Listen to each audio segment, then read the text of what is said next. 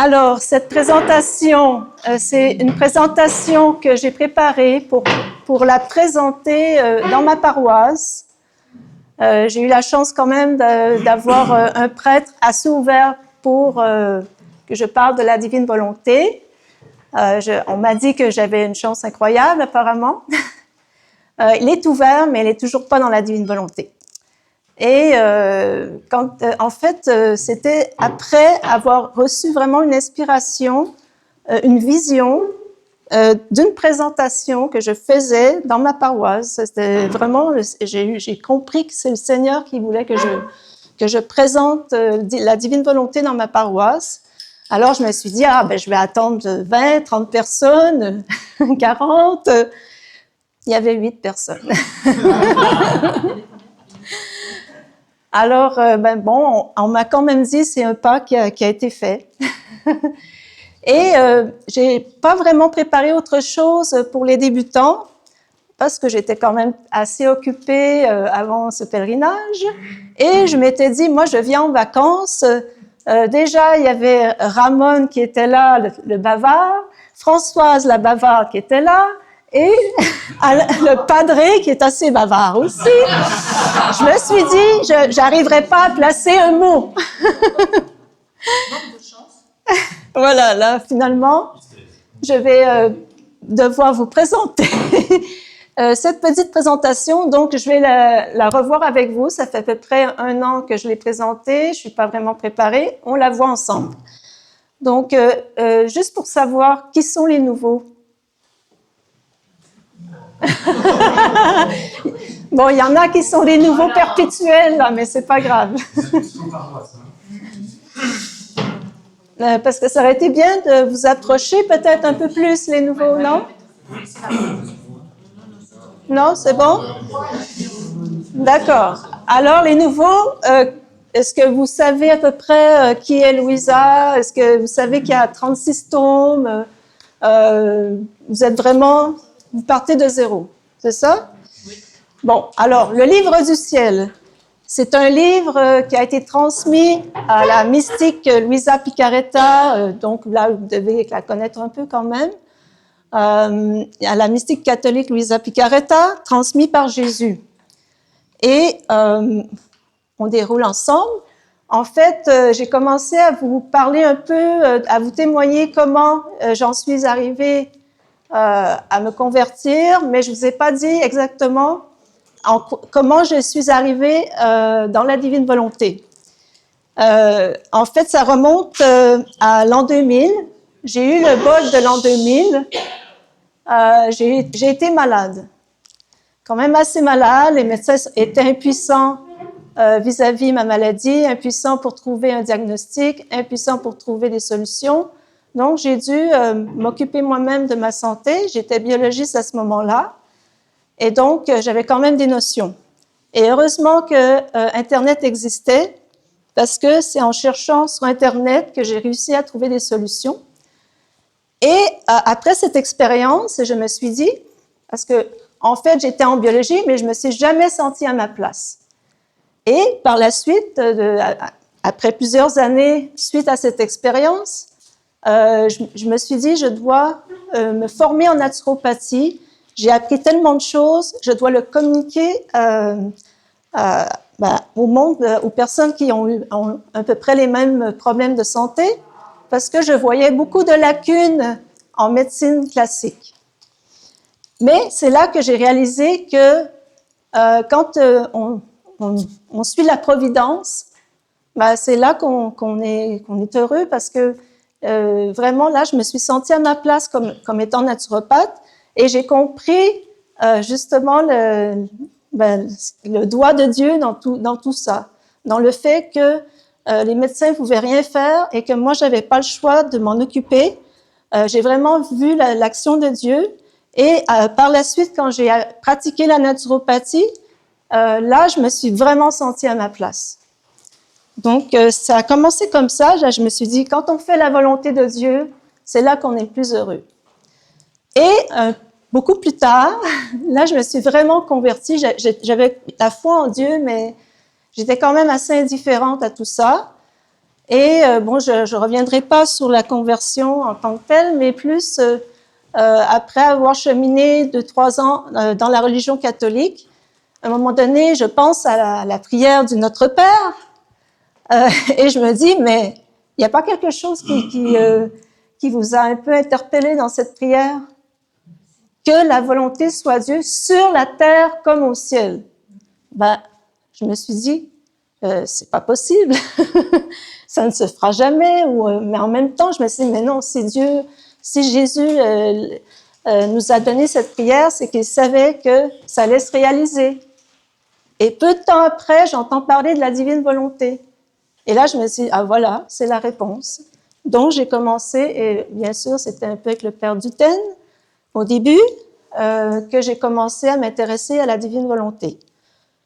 Donc, on continue. Voilà, c'était vraiment ce qui m'a interpellée, que ton règne vienne, que ta volonté soit faite sur la terre comme au ciel. Et comme je vous avais dit, j'avais aussi réalisé que quand on fait la volonté de Dieu, c'est là qu'on est le plus heureux. Donc, j'ai commencé à lire les livres du ciel.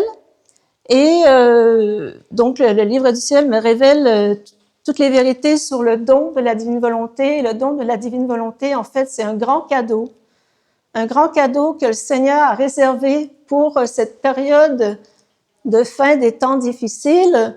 Hein, comme on dit, quand le mal abonde, les grâces surabondent. Et il a vraiment voulu garder ce don de la divine volonté qui est un vrai cadeau. Bon, je vais boire un petit peu. Après cette journée humide, je me suis desséchée.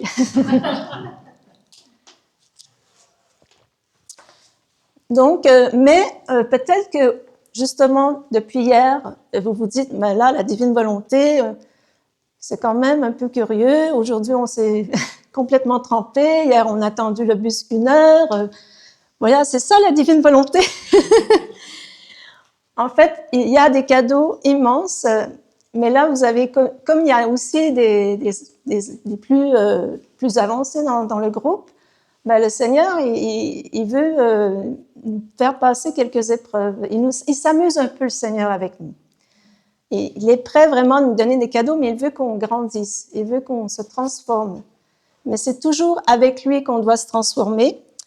Et là, donc, je vais quand même continuer avec la prière du Notre Père, qui est, comme vous avez compris, le don de la divine volonté. La divine volonté, c'est vraiment l'accomplissement de la prière du Notre Père. Et ça a été transmis donc à Luisa Picaretta, qui est la petite fille de la divine volonté. Elle est née le 23 avril 1865 à Corato, bien sûr, en Italie. Et elle avait une vie de prière très intense déjà très jeune.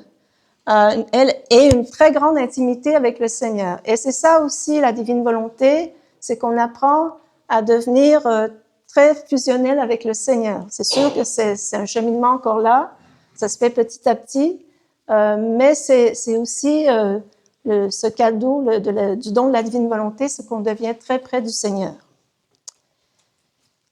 Alors, Luisa Picaretta, à 18 ans, elle a une vision de Jésus portant sa croix qui lui dit « Âme, aide-moi ». Et vous avez vu le balcon aujourd'hui d'où elle a vu cette vision. C'est la première place où on a vu la petite affiche de Luisa Picaretta. Et c'est de ce balcon qu'elle voit Jésus avec sa croix et en fait, elle a entendu premièrement des bruits et elle va au balcon et c'est là qu'elle voit Jésus vraiment avec sa croix et avec toutes les blessures qu'il avait déjà reçues. Et ça lui a touché le cœur, ça lui a transpercé le cœur. Donc, elle a dit, bien sûr, elle voulait aider notre Jésus. Et c'est là qu'a commencé aussi les souffrances de Luisa qui vont s'intensifier progressivement. Elle est donc une âme victime et à un moment donné, elle va rester alitée jusqu'à la fin de ses jours. Elle vit quotidiennement la passion de Jésus et elle reçoit aussi l'Eucharistie à tous les jours. Elle avait un prêtre à tous les jours à côté d'elle parce que Jésus voulait que vraiment qu'elle soit liée à la vie catholique, à la religion catholique. Et à 24 ans, elle reçoit le don de la divine volonté. Donc, c'est la première qui reçoit ce don. Il n'y a personne d'autre avant qui a reçu ce don. Bien sûr, par contre, il y avait la Vierge Marie qui a vécu sa vie dans la divine volonté tout le long de... C'est la première, en fait, qui a vécu toute sa vie dans la divine volonté. Il y a Adam qui a vécu dans la divine volonté avant la chute, avant le péché originel. Et depuis le péché originel, il n'y a que la Vierge Marie qui a vécu dans la divine volonté, et ensuite Louisa quand elle a reçu le don, à 24 ans. Et Jésus, donc, comme elle avait une très grande intimité avec Jésus et qu'elle avait des extases, elle avait vraiment, après surtout l'Eucharistie, elle avait vraiment une conversation très intime avec lui, et c'est à ce moment-là que Jésus a pu lui transmettre tous ces enseignements qui ont donné le livre du ciel en 36 tomes. Bon, je n'ai pas emmené malheureusement mon livre qui était le tome 1, mais ça équivaut à peu près à 3000 pages, les 36 tomes. Ah, c'est le mien ou c'est le tien? C'est le tien. Merci. Donc, vous voyez, c'est à peu près de cette épaisseur-là. Donc, ça peut paraître beaucoup, 36 tomes, c'est beaucoup, mais c'est pas non plus... ça se lit quand même assez bien. Ça peut représenter, je dirais, 12 bons volumes. Voilà. Et donc, on continue. Et la question qu'on pourrait se poser, surtout après les objections qui ont été émises envers le livre du ciel, est-ce que ça vient vraiment de Jésus? Ça, c'est important parce que si on n'y croit pas, on ne croit pas que ça vient de Jésus, ben là, on peut oublier ça. Donc là, il fallait démontrer que c'est effectivement bien Jésus qui lui a transmis tous ces volumes, tous ces 36 tomes. Et on peut aussi après, on va se demander pourquoi, quoi, qui, comment, pourquoi s'intéresser et comment vivre dans la divine volonté. Donc, est-ce que ça vient vraiment de Jésus? Eh bien, la vie de Louisa était empreinte de surnaturel. Déjà, elle a mangé, elle n'a pas mangé pendant plus de 40 ans. Elle avait aucune alimentation pendant plus de 40 ans, totale en fait, et même pendant 60 ans, elle mangeait à peine. Et ensuite, elle avait aucune escarre, alors qu'elle était alitée pendant 60 ans aussi. Et les escarres, c'est ce qui se présente lorsqu'on est alité pendant quelques semaines. Donc là, déjà, on peut dire c'est quand même assez particulier. Et comme je disais, après l'Eucharistie, elle tombait dans une rigidité. Elle souffrait quand même la passion du Christ qui était très intense. Donc, elle souffrait de rigidité, et c'était seulement grâce à la bénédiction d'un prêtre qu'elle pouvait en sortir. Donc, elle semblait morte, en fait. Et vous pouvez vous imaginer comment ses parents, au début, comment ils ont réagi à tout ça. Ils ne comprenaient pas. Et c'était aussi une souffrance pour Louisa, la façon que les parents ont reçu ça. C'était une grande souffrance. Elle demandait au début à Jésus de faire en sorte qu'il ne soit pas impliqué dans tout ça, mais ce n'était pas la volonté du Seigneur. Donc, après la Sainte Communion, comme je le disais, Louisa restait 2-3 heures en extase, et c'est là qu'elle recevait les enseignements du Seigneur. Et comme ces enseignements, bon, je ne sais pas si vous avez commencé quand même un peu à lire peut-être le premier tome, c'est des enseignements très profonds. On ne comprend pas toujours ce qu'on lit au début, mais on nous dit c'est pas grave, il faut avancer tranquillement, on finit par comprendre. Il faut aussi lire le livre du ciel avec une âme d'enfant. Les enfants sont peut-être plus aptes à comprendre les enseignements du livre du ciel. Et donc, étant donné la profondeur des enseignements, on peut douter que ça vienne d'elle. Elle était quand même très intelligente, mais peu instruite.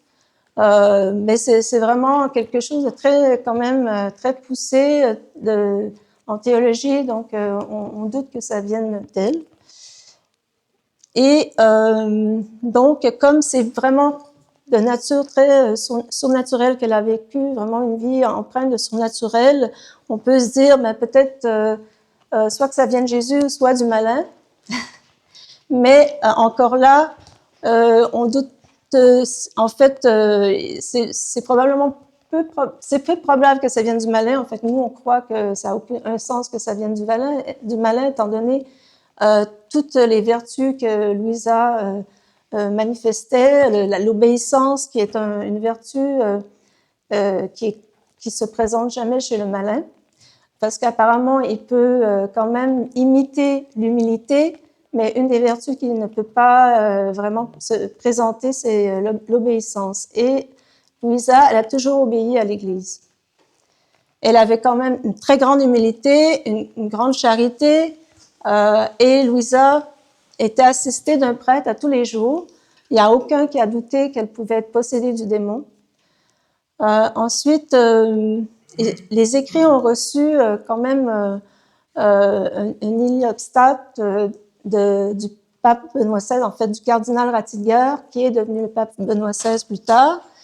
Et récemment, c'est-à-dire à l'été 2024, il a reçu, les écrits ont reçu aussi, en fait, c'est suite à la suspension de la cause de béatification de Louisa.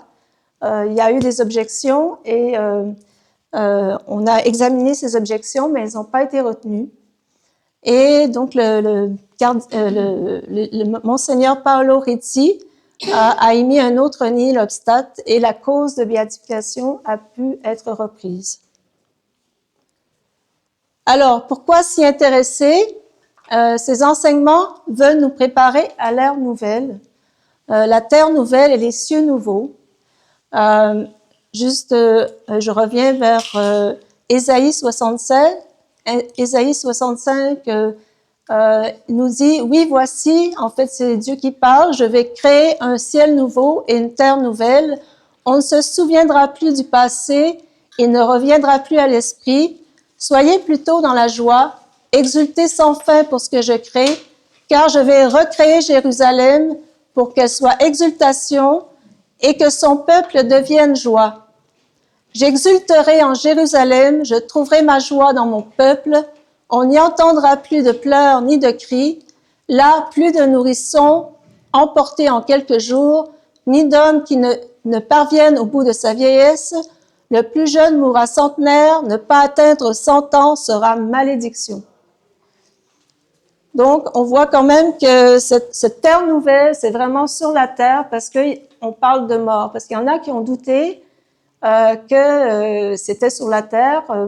On a associé ça au millénarisme, mais là, on peut voir vraiment que ça sera sur la terre. En fait, Jésus nous dit un peu que comme ce sera quand même très renouvelé, la création sera renouvelée, on sera un peu entre ciel et terre, parce qu'on sera spiritualisé. Alors, cette transformation, là, on parle, en fait, je mentionne le catéchisme 1043, qui nous dit aussi que la terre nouvelle, on l'attend. Et cette transformation mystérieuse qui transformera le monde, la Sainte Écriture l'appelle les cieux nouveaux et la terre nouvelle. Ce sera la réalisation définitive du dessein de Dieu de ramener toutes choses sous un seul chef, le Christ, les êtres célestes comme les terrestres. Encore une fois, comme les terrestres, là, on voit bien que c'est vraiment sur la terre. Et on parle d'une transformation mystérieuse. Eh bien, pour moi, ça a été évident que cette transformation mystérieuse, c'est avec les écrits du ciel qu'on peut y arriver avec ces enseignements. Parce que, je pense que d'autres pourront témoigner, étant donné qu'on chemine avec Jésus et que c'est lui qui nous transforme, et ça, c'est vraiment important. Je vais y arriver, je vais y revenir un peu plus loin. on doit vraiment tout faire avec le Christ, et il nous présente des petites épreuves. Et on doit tout voir comme venant de lui, même la pluie, marcher dans la pluie tout l'après-midi, mais sans râler. Vraiment voir que il veut nous apprendre la patience, il veut nous apprendre comme hier d'ailleurs aussi, quand on a attendu le bus. Mais en fait, il faut voir comme même si c'est nous qui faisons les efforts pour acquérir des vertus, il faut vraiment avoir en tête que c'est vraiment lui qui nous transforme. Donc, il faut quand même lire le livre du ciel, toujours en se référant aussi à la Bible et au catéchisme, c'est important. Et on ne les élimine pas parce qu'il y en a qui ont... Bon, il y a eu des dérives un peu, mais ça c'est important. On garde tout ce qui est venu avant, la création, la rédemption. On peut dire c'est un pilier. Quelqu'un faisait une image d'un arbre. Il y a les racines, la tige et en fait la canopée, le feuillage. Ben, tout ça, on a besoin. On peut pas avoir que le feuillage sans les racines et la tige. Et on peut donner l'image que les racines, mais c'est la création, la tige, la rédemption, et à le feuillage avec la sanctification, qui est, on peut dire, la transformation dans la vie, dans la divine volonté. Et donc, comment justement vivre dans le royaume de la divine volonté? Eh bien, idéalement, il faut lire les 36 tomes. Il y en a que ça peut décourager. Bon, il y a des chemins, tous les chemins sont différents, ça reste comme ça aussi dans la divine volonté. Il y en a qui vont peut-être écouter plus que lire. Il y en a qui vont peut-être pas tout lire les tomes, mais je pense que idéalement, nous, on encourage vraiment à tout lire parce que c'est tellement incroyable ce qui nous promet. Plus on apprend des vérités, en fait, il nous dit plus on apprend de vérité, plus on obtient des béatitudes dans le ciel. Une vérité sur la terre égale une béatitude de plus au ciel. Bon, on ne le fait pas pour ça, bien sûr. On le fait pour vraiment glorifier le Père. Toute cette vie dans la divine volonté, c'est vraiment pour glorifier le Père. Comme l'a dit Ramon, notre premier... en fait, on a été créé pour ça. Et dans la divine volonté, en fait, on peut vraiment glorifier le Père de façon divine, parce que c'est Jésus. Comme on fait tout avec Jésus, Jésus prie en nous, et c'est vraiment lui qui prie en fait à travers nous. À chaque fois qu'on pose un acte, Jésus vient en nous et il fait l'acte avec nous. Mais bien sûr, bon, je vais y revenir, il faut faire l'acte préalable au tout début de la journée, à chaque jour, et idéalement aussi tenter d'actualiser les actes dans la divine volonté, c'est-à-dire d'inviter le Seigneur à faire les actes avec nous. Mais je pense que je vais y revenir un peu plus loin. Donc, le livre du ciel, il nous apprend beaucoup de vérités sur la divine volonté qui, au départ, peuvent paraître difficiles à comprendre, comme je disais tout à l'heure, mais plus on avance et plus ça rentre. Et donc, au fil des livres, des tomes, on commence à se transformer. Je vais expliquer un peu plus loin comment ça se présente. Et on apprend à vivre en tout temps avec le Christ. Il faut vraiment, à chaque fois que, idéalement, on essaie d'avoir conscience que le Christ est là en nous et en même temps poser nos actes. Et tout ça, en fait, en cheminant comme ça, on se transforme, on se sanctifie doucement, petit à petit. Et là, Jésus tient à nous dire qu'il y a vraiment une très grande différence entre faire la divine volonté et vivre dans le royaume de la divine volonté. Il y a vraiment une très grande différence. Voici ce que le Seigneur dit à Louisa. Au ciel, ils ne font pas ma volonté, parce que c'est vraiment vivre dans la divine volonté comme au ciel. Au ciel, ils ne font pas ma volonté, mais vivent en elle. Ils la possèdent. comme leur bien propre et leur propre royaume. Et s'ils la faisaient, mais ne la possédaient pas, leur bonheur ne serait pas complet, parce que le vrai bonheur commence dans le tréfonds de l'âme. Faire la volonté de Dieu ne signifie pas la posséder, mais se soumettre à ce qu'elle commande, alors que vivre dans ma volonté est possession. Par conséquent, dans le Notre Père, dans les paroles que votre volonté soit faite, c'est la prière que tous puissent faire la volonté suprême et sur la terre comme au ciel, que l'homme puisse retourner dans cette volonté d'où il est venu, afin de retrouver son bonheur, les biens perdus et la possession de ce divin royaume. Donc, c'était dans le volume 20, 15 octobre 1926. Alors, le Seigneur représente souvent la divine volonté comme le soleil avec ses rayons. Parce qu'on est déjà dans la divine volonté. J'imagine que vous vous en doutiez, parce que c'est ce qui soutient tout. Mais on est dans la divine volonté, mais on ne suit pas la divine volonté. On n'a pas pris possession de ce royaume. Tant qu'on ne demande pas à notre Seigneur qu'il nous donne sa volonté en échange de la nôtre. Hein. Et c'est par un acte préalable qu'on le fait. Ramon nous en a donné un exemple ce matin et je vais vous en donner un autre un peu plus loin. Donc, la Sainte Trinité et toute la création, incluant nous-mêmes, vit en parfaite communion dans la divine volonté, incluant les âmes et les anges du ciel. On partage la seule et même volonté qui est celle de Dieu en tout temps. Comme nous sommes également liés à Dieu qui est en dehors du temps, nos actes qui sont faits dans la divine volonté sont éternels et rejoignent les âmes de tous les temps. Parce que c'est Jésus qui vient faire les actes en nous à chaque fois qu'on pose un acte. Et lui, il amène tout le ciel avec lui. Il est uni, il est inséparable du ciel et de la Trinité. Hein, la Trinité est aussi avec nous. Et on rejoint vraiment tous les âmes aussi, les bienheureux du ciel. Donc, voici ce qu'il nous dit, qu'il dit à Louisa. « Ma fille, vois comment se nourrit l'âme qui vit dans ma volonté. Il me fit voir un soleil déployant d'innombrables rayons. Il était si brillant que notre soleil habituel n'est qu'une ombre à côté de lui. Quelques âmes immergées dans la lumière de ce soleil buvaient à ses rayons comme à des saints. As-tu vu le bonheur des âmes qui vivent dans ma volonté et comment mes travaux se font par elles?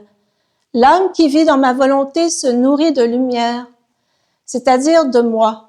Et pendant qu'elle ne fait rien, elle fait tout. Parce que Seigneur, en fait, il est uni à tous les actes éternels. Donc, on fait un acte et on fait tout. Juste ramasser une aiguille, un peu comme Sainte Thérèse l'a dit, hein. Ramasser une aiguille avec amour, mais on fait tout. Et pendant qu'elle ne fait rien, elle fait tout. Quoi qu'elle pense, fasse ou dise, cela est l'effet de la nourriture qu'elle prend, c'est-à-dire le fruit de ma volonté. Volume 11, 6 mars 1913. Donc, c'est ça.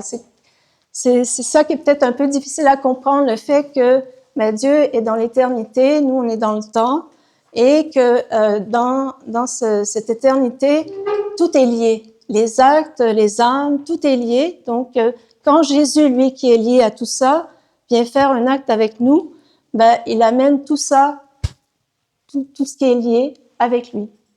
Donc, nos actes deviennent liés à tout ça. Alors, j'avais coupé en deux, en fait, si vous avez déjà les questions. Est-ce que Dieu a prévu sur Jésus ce plan-là? Est-ce que Dieu... Oui, c'est prévu de toute éternité. Et comment se fait-il qu'il avait déjà engrangé les actes de tous les hommes? Non, mais on est des milliards. Oui. C'est Dieu. Oui, mais les hommes, nous, on est tout petits, quoi. Ça nous donne une toute petitesse.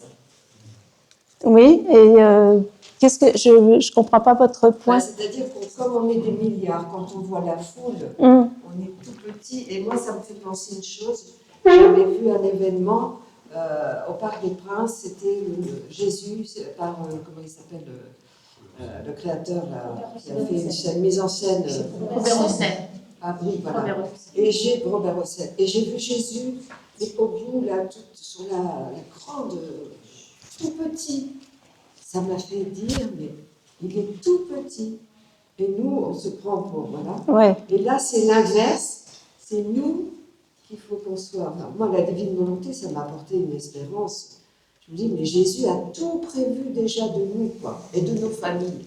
Et des milliards, pour lui, c'est rien, comme il est infini. C'est rien, les milliards, pour lui. Et d'ailleurs, la création, il y a des milliards d'espèces de toutes sortes, des espèces qu'on ne connaîtra jamais, mais parce que justement, il le dit aussi dans le livre du ciel, la création, ça nous parle de Dieu. Et je pense que Padre a voulu le dire aussi.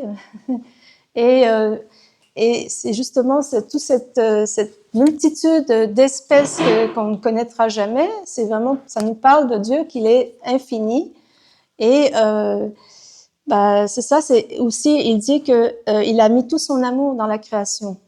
Et lorsque peut-être c'est déjà le cas pour vous, mais plus ça va, plus on se fusionne au Seigneur et à la divine volonté, plus on sent cet amour dans tout ce qui est créé, dans les étoiles, dans la mer, on sent cet amour. Et c'est pour ça qu'on a envie de faire des ronds pour lui redonner cet amour. Et est-ce qu'il y a d'autres questions? Comment est-ce que ça a été écrit? Il était paralysé, vous disiez, non? Elle était alitée? Elle était couchée, mais elle n'était pas paralysée. C'est elle.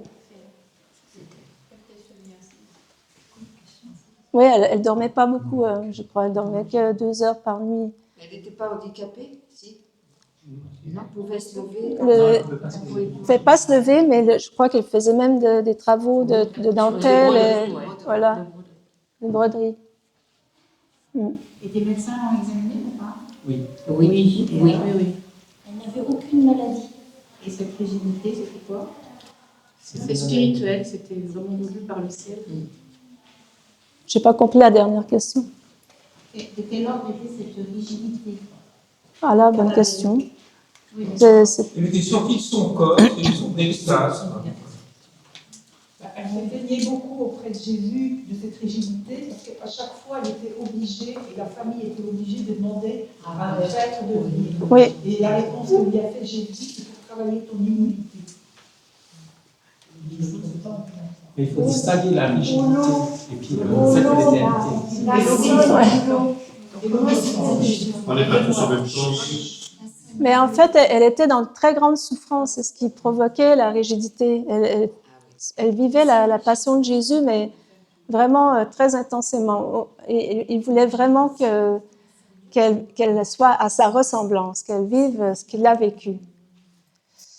Donc, À la fois, c'est pour travailler l'humilité et l'obéissance à l'Église catholique. Voilà. Il y a les deux. Travailler beaucoup de choses. Oui. Pour confirmer le rôle des prêtres aussi. Confirmer? Pour confirmer le rôle des prêtres. Ah oui. Le fait qu'elle soit accompagnée toute sa vie par des prêtres, j'imagine qu'il y a plus qu'une raison pour ça. Mais déjà pour l'obéissance, pour impliquer l'Église dans tout ça, voilà.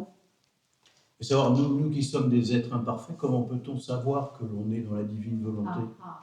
C'est la grande question que même Louisa se posait très tard après qu'elle ait reçu le don. C'est une grande question. C'est un regard Mais soi-même qui n'est pas demandé dans la divine volonté, c'est-à-dire qu'on n'a pas à le savoir.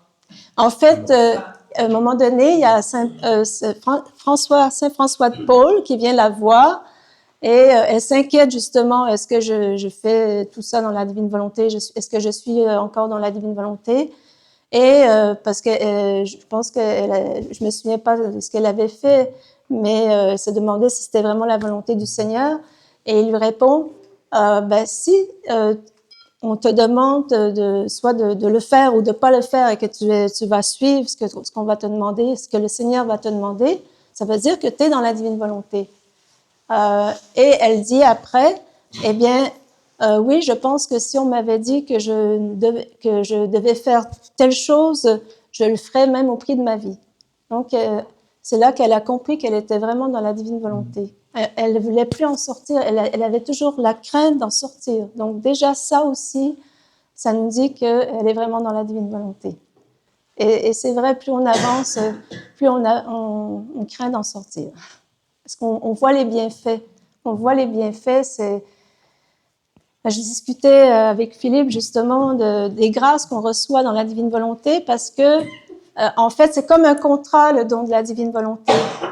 On offre à chaque matin notre volonté pour recevoir celle de Dieu et ça sécurise un peu, si on veut, les grâces qu'il est prêt à nous donner parce que déjà, il sait que plus on avance, plus on n'a plus envie de sortir, on reçoit justement tellement de grâces.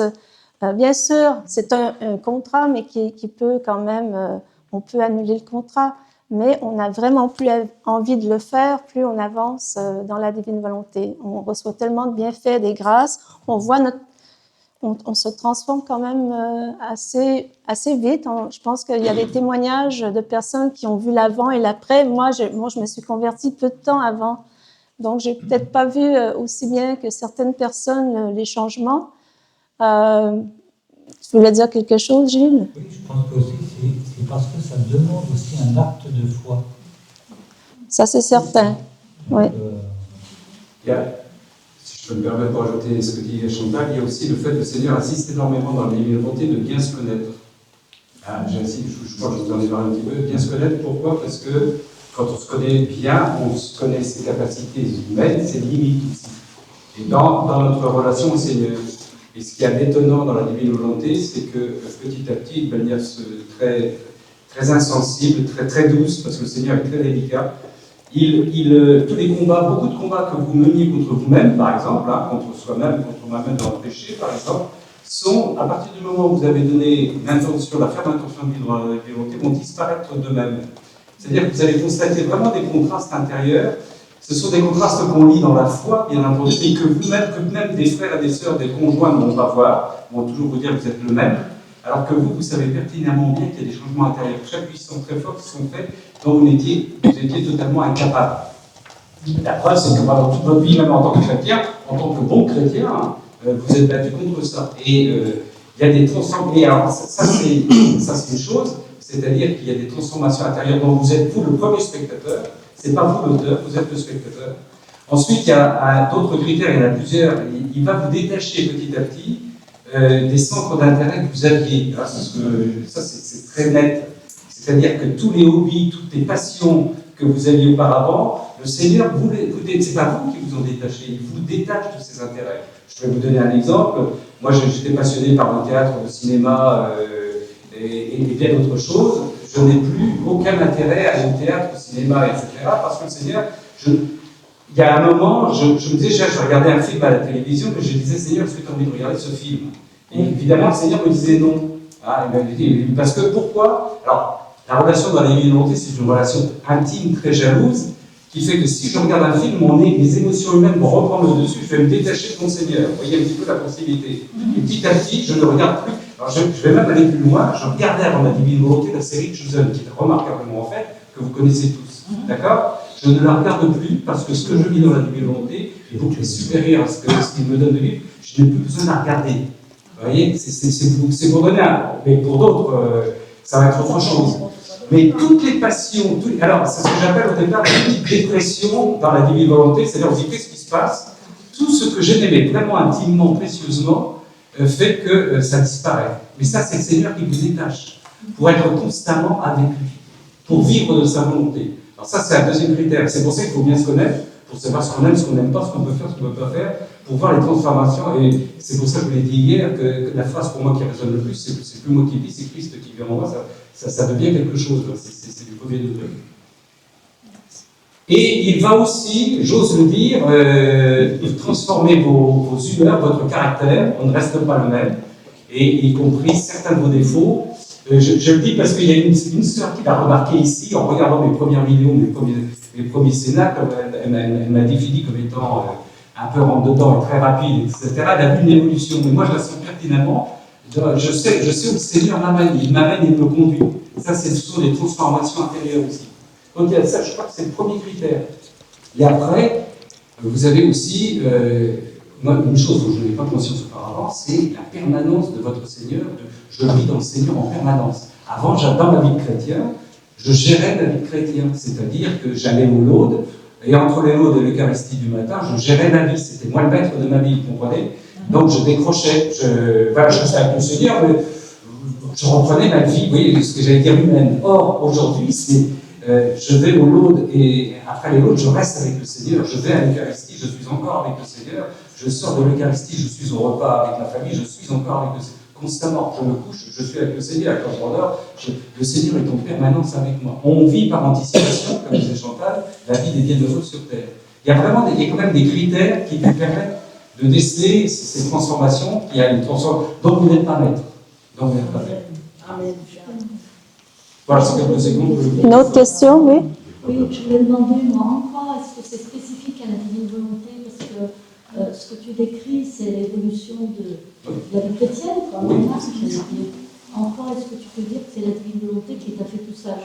Je comprends tout ce que tu veux dire de cette évolution, mais quand on n'est pas dans la divine volonté, on peut avoir cette évolution aussi, dès qu'on s'approche du Seigneur et qu'on a. Alors en quoi est-ce que c'est la spécificité? Pour moi, c'est parce que c'est passé par les enseignements, parce que là, c'est passé par les enseignements de la divine volonté. Tu vois, c'est parce qu'il y a eu, en lisant ces textes-là, ces textes qui sont des paroles de vie. Quand le Seigneur dit que les connaissances sont des paroles de vie, ce sont des connaissances, sont des paroles de vie, c'est-à-dire comme dans l'Évangile. Hein. Vous savez, quand le Seigneur parle, il crée. S'il ne parle pas pour ne rien dire, il parle, c'est une parole qui touche, qui transforme. La Genèse, hein. Il dit et il crée. Hein. C'est comme les sacrements. Un sacrement fait ce qu'il dit, il dit ce qu'il fait. Donc à chaque fois, là, donc, quand vous lisez, pour moi, en tout cas, quand j'ai lu les textes, quand je les lis, c'est une transformation, c'est une nourriture qui fait que je suis en admiration et dans la louange. Alors, pour moi, c'est passé par la divine volonté. D'accord? Il y a aussi. Et je fais la comparaison, je fais la comparaison avec ce que je vivais auparavant, où je faisais des retraites, où je faisais plein de choses. Je n'ai jamais eu cette perception de la présence divine en moi. Est-ce qu'on peut dire qu'on peut l'avoir aussi par un autre moyen à ce moment-là? Sans doute. C'est spécifique. Sans doute. Parce que d'autres, il y a eu des évolutions, on a plus des évolutions dans la vie spirituelle, mais plus ou moins. Alors, sans doute. Oui, non, mais j'en sais rien. Ce que je peux te dire, c'est que le Seigneur dit que le don de la divine volonté, c'est le don des dons. C'est la merveille des merveilles. Là aussi, toi. Mais c'est de prendre possession du royaume aussi. On ne fait pas que faire la divine volonté, on rentre dans cette union avec tout finalement. Avec Le fait de remettre sa volonté au Seigneur, moi je pense que c'est le nerf de la guerre, c'est tout. C'est ça. C'est avant, on suivait le chemin des vertus. Voilà, c'est ça. Et là, c'est une sainteté divine. Le fait de remettre sa volonté au Seigneur, c'est plus moi qui veux, c'est pas moi qui fais le travail, c'est lui qui vient travailler en moi. Et quand on lui dit, on lui remet notre volonté, on lui remet notre intelligence, on lui remet notre imagination, il est plus libre pour pêcher notre terre, notre cœur. Et comme je tentais d'expliquer tout à l'heure, je pense qu'il est plus prêt à donner des grâces parce qu'il y a une certaine sécurité du fait qu'on lui donne notre volonté. Et donc, on reçoit des grâces. Bien sûr, Je ne veux pas faire la volonté, on nous donne notre volonté, mais est-ce qu'on peut la donner aussi en dehors de la divine volonté? Oui,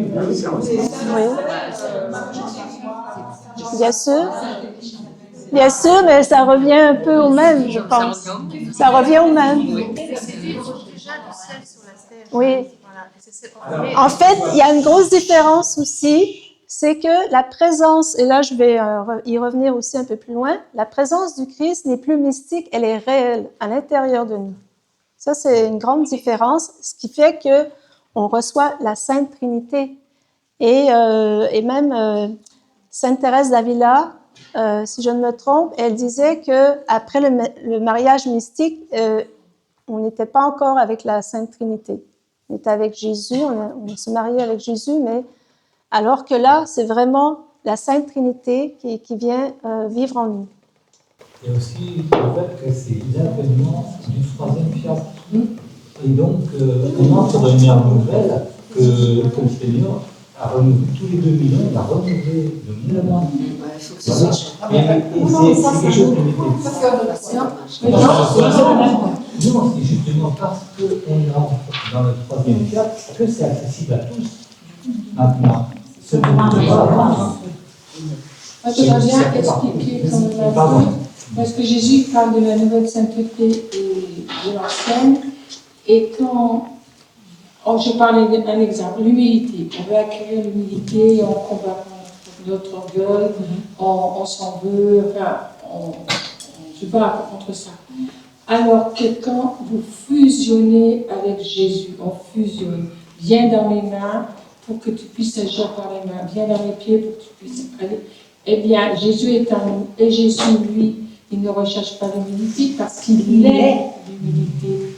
Il est toutes les qualités. Alors, quand il est en nous, et à ce moment-là, on le sent, parce qu'on se rend compte qu'on a des fois, on vit certaines choses, et elles sont au top niveau quelque part, mais on sent que c'est Jésus qui le fait, ce que nous ne pourrions jamais faire. C'est ça la différence entre l'ancienne et une nouvelle sainteté. Et Jésus explique bien, par exemple, quand il parle de certains saints, ils ont tel don, parce que voilà. Mais maintenant, ce qu'il décide, c'est que si on reçoit Jésus, ben, les dons, les vertus et tout, c'est lui. Et l'important, c'est de 24 heures sur 24 avec lui. Et du coup, tous ces dons, on les a parce qu'il est là. Il est tout ça. Voilà, en gros, c'est ça.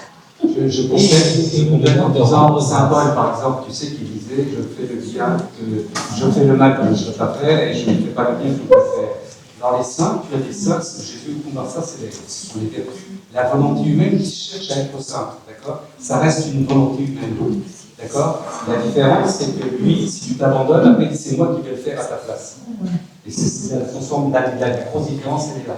C'est-à-dire qu'il dit, par exemple, les gens qui Saint Paul n'avaient pas le don de la divine volonté, les apôtres n'avaient pas le don de la divine volonté, ce qui explique qu'ils avaient des volontés humaines qui étaient encore défaillantes, hein, voilà.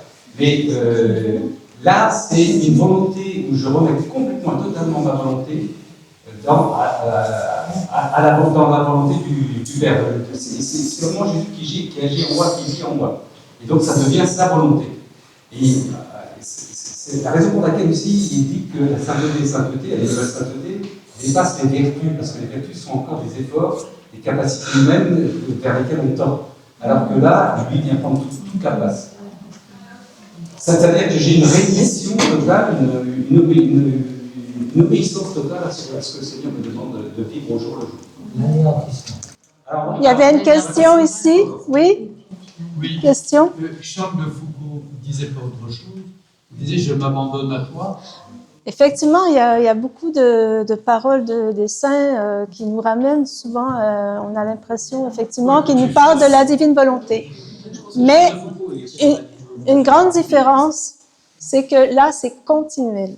Aussi, dans la divine volonté, c'est vraiment continuel parce qu'il vient vivre en nous.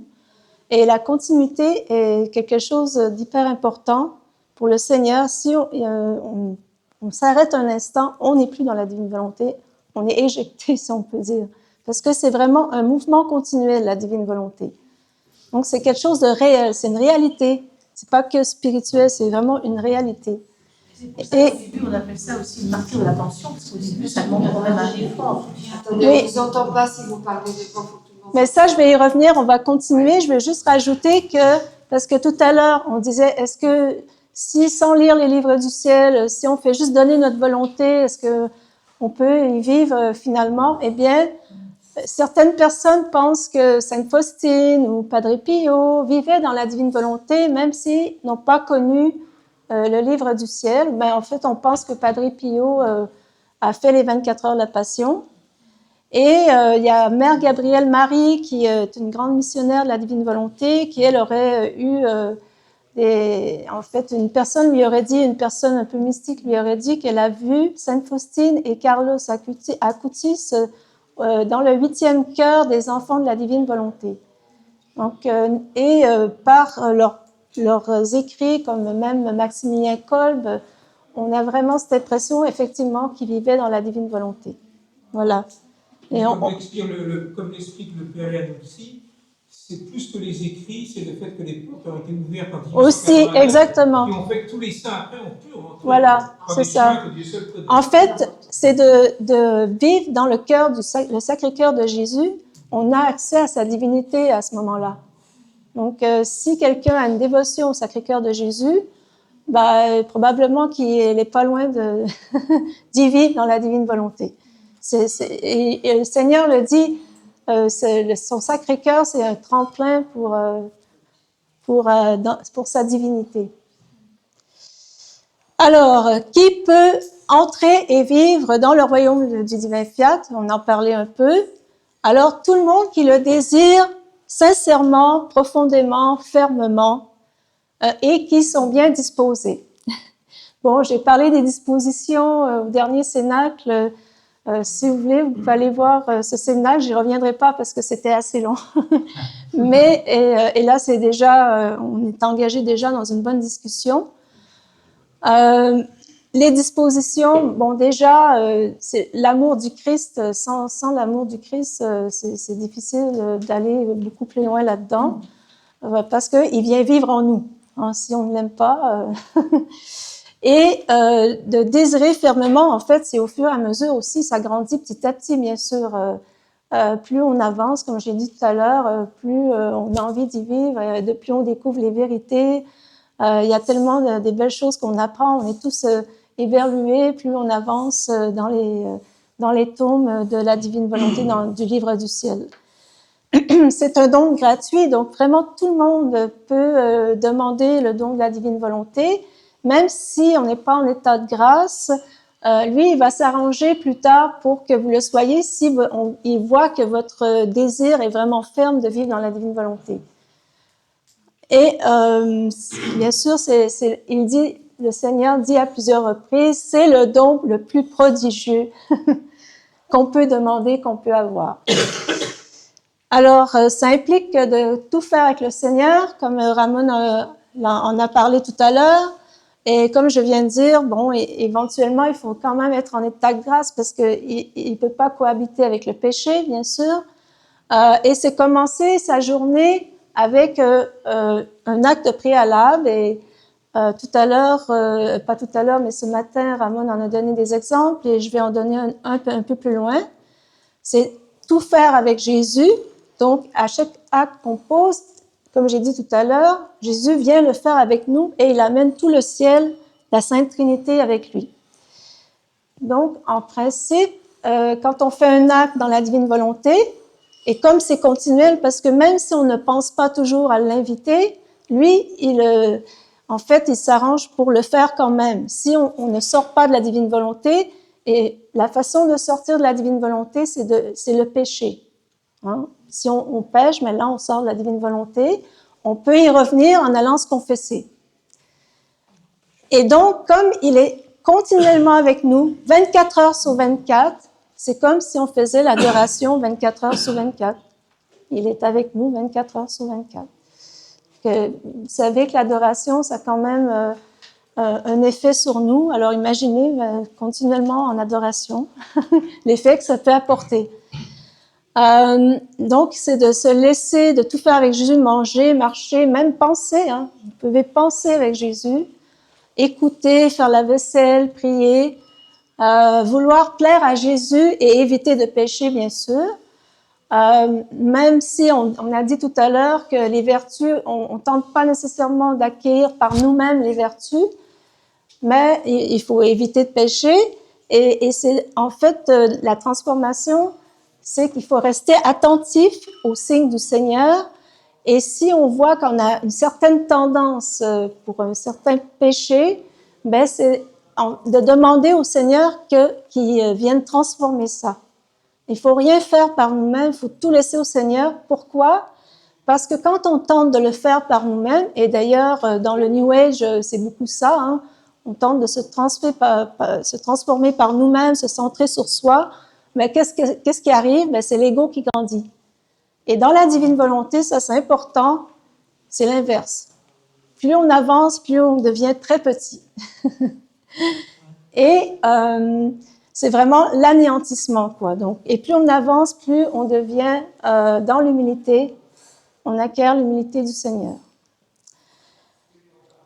Et voilà, c'est pour ça qu'il faut vraiment tout faire avec Jésus et se laisser transformer petit à petit. C'est l'anéantissement de notre ego, finalement, de notre volonté humaine. Et connaître les vérités du divin fiat. Et il nous dit que chaque vérité, avec chaque vérité qu'on apprend, c'est une vie divine qui est manifestée et glorifiée. Comme on l'a dit aussi, bon, ça change pas. Hein, c'est notre premier but, la création des âmes, c'est vraiment pour la glorification du Père. Et comme dans la divine volonté, on fait tout avec Jésus, mais finalement, c'est Jésus qui glorifie le Père. Donc, c'est Dieu qui glorifie le Père. C'est une gloire, finalement, on rend gloire à Dieu de façon divine. Et c'est ce qui peut le glorifier complètement, parfaitement. Et là, les rondes, je vais vous en parler un peu plus loin. Les rondes, peut-être, je ne sais pas si vous en avez parlé, c'est ce qui diffère aussi dans la divine volonté. Les rondes, il y en a qui avaient peut-être un peu de soucis avec ça, mais c'est tout simple, c'est de voir justement soit dans la création, la rédemption et même la sanctification, l'amour de Dieu pour nous, pour les âmes.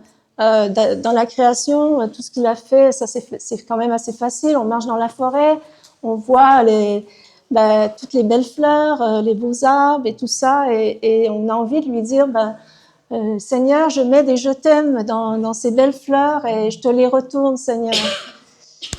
Donc c'est vraiment de mettre des je t'aime, et il faut pas oublier de dire de la part de toutes les créatures passées, présentes et futures, parce que on veut glorifier le Père pour ceux qui ne le font pas et pour ceux qui ne le peuvent pas. On devient la voix de la création. Parce que les oiseaux peuvent gazouiller, mais ils ne peuvent pas dire « je t'aime au Seigneur », donc on le fait pour eux et pour toute la création. Ensuite, il y a les réparations aussi qui sont très importantes, et ça a commencé déjà avec la Divine Miséricorde. Les réparations, c'est aussi quelque chose de très, très important, surtout en ce moment avec tout ce qui se passe, on a de quoi réparer. Donc, les réparations, on peut dire, Seigneur, je veux réparer tout ce qui se passe à Gaza, par toute l'harmonie qui régnait dans la maison de Nazareth, dans la famille, la Sainte Famille. On peut prendre toute la vie de Jésus, en fait, pour réparer. On peut vouloir réparer les péchés de la chair avec la pureté du Seigneur, la pureté de la Vierge Marie. C'est des exemples comme ça. Ensuite, il y a la méditation des 24 heures de la Passion, qui est ce livre-ci. Et le Seigneur nous donne encore là des promesses incroyables. Il nous dit en fait que pour chaque mot, méditer, en fait c'est toutes les heures de la Passion qui sont reprises, donc il y en a 24, et quand on médite ces heures, il nous dit que si c'est méditer vraiment en union avec lui, eh bien il nous donne une âme pour chaque mot médité. Alors, vous voyez l'impact que ça peut avoir de méditer une âme, c'est-à-dire le salut d'une âme. C'est vraiment un grand impact.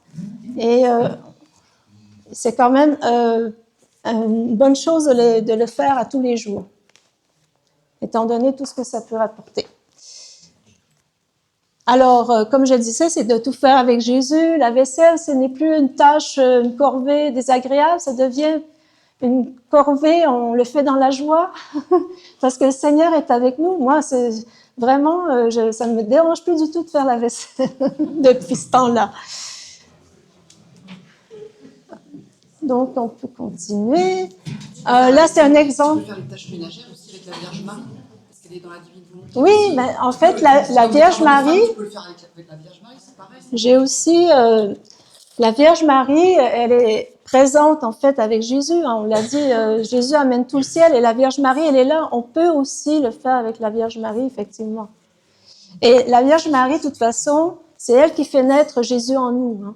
Tout passe par elle. Et ce livre, c'est bien aussi, bon, il a pris un peu d'eau aujourd'hui, mais en fait, c'est de reprendre chaque jour du mois de mai, qui est le mois de Marie, ou le mois d'octobre, et un jour à la fois, on suit les enseignements de notre Sainte Mère. La Sainte Mère, c'est vraiment, en fait, Jésus nous dit que, et même c'est la Vierge Marie qui nous dit aussi, le royaume de la divine volonté, c'est son royaume. Et le triomphe de la Vierge Marie, ben, ce sera probablement le royaume en plénitude de la divine volonté, sur la terre comme au ciel. Mais on sait que c'est plus gourmand, je trouve. Commencer par la divine volonté, je trouve que c'est plus gourmand, c'est plus délicieux. Ça donne envie. De commencer par le... D'accord. Bon, il y en a qui ont commencé par ça et disent que c'est peut-être plus facile, effectivement. Je pense que c'est plus facile de commencer par ça. Il y a des exercices pratiques. Oui. Je vais voir un peu. Il y a la douceur et la tendresse de la mère. À titre d'exemple, la Vierge Marie dit dans ce livre que, pas par ironie, mais un petit peu par humour, elle dit on dit souvent que j'étais la Vierge Marie, c'est facile par grâce. Et donc c'était facile pour moi. Mais elle dit qu'elle a vécu le martyre des martyrs, puisque toute sa vie, justement, en acceptant de vivre dans la volonté de son Fils, elle n'a jamais fait sa volonté. Jamais, jamais, à tout instant. Et donc, ça a été un martyr continuel dans tout ce... Alors, c'est symbolisé par Saint Jean dans ce cas-là, a fait tout ce qu'il vous dira, mais elle a toujours fait ce que son Fils le faisait.